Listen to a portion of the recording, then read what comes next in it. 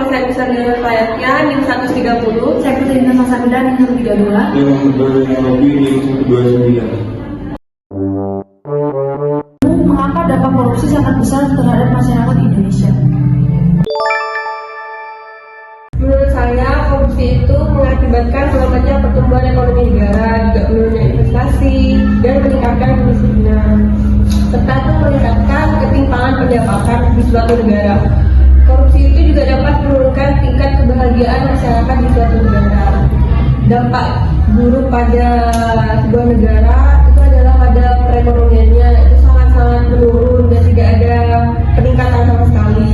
Salah satunya pertumbuhan ekonomi yang lambat akibat dari multiplier effect, rendahnya tingkat investasi. Hal ini tuh mengakibatkan investor enggan masuk ke suatu negara karena tingkat korupsinya tuh yang cukup tinggi. Jadi kayak tidak mau masuk ke suatu negara yang mempunyai korupsi itu tingkatnya tuh yang sangat tinggi. Menurut Anda, mengapa narkoba sangat dilarang peredarannya?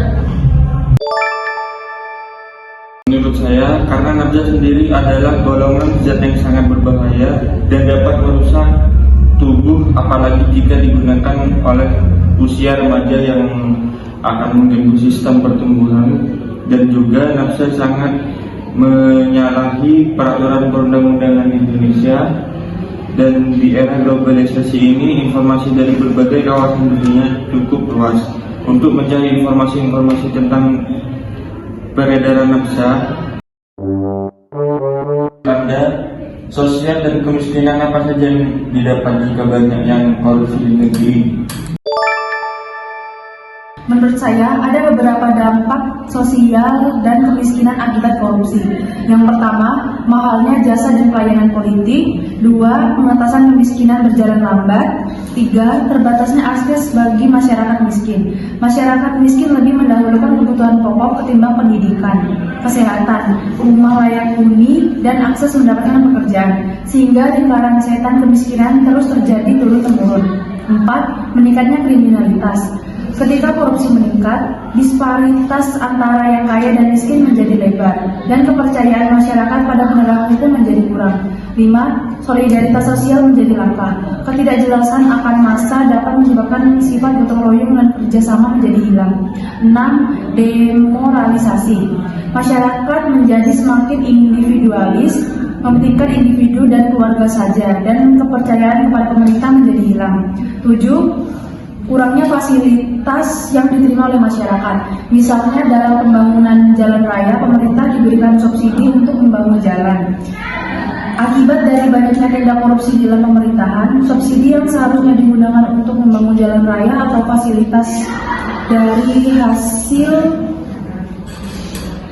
pembangunannya pun dipotong untuk kepentingan pribadi dan tidak sesuai dengan anggaran yang dikeluarkan, karena tindak korupsi dalam intensitas pemerintah sangat besar. Kesimpulan dari tindak korupsi yaitu korupsi merupakan suatu kejahatan yang sangat berbahaya. Korupsi merupakan suatu kejahatan yang luar biasa atau extraordinary crime yang memang telah tumbuh seiring dengan perkembangan peradaban manusia. Semakin hari perkembangan korupsi di dunia dan khususnya di Indonesia bukanlah semakin berkurang, akan tetapi makin hari makin meluas dan bertambah. Hal tersebut ditandai dengan modus dalam suatu kejahatan korupsi yang dari waktu ke waktu bisa dikatakan banyak mengalami perubahan drastis. Kesimpulan dari Nafza bahwa narkotika adalah obat terlarang, sehingga siapapun yang mengkonsumsinya dan menjualnya akan dikenakan sanksi yang terdapat pada UUD nomor 35 tahun 2009 tentang narkotika.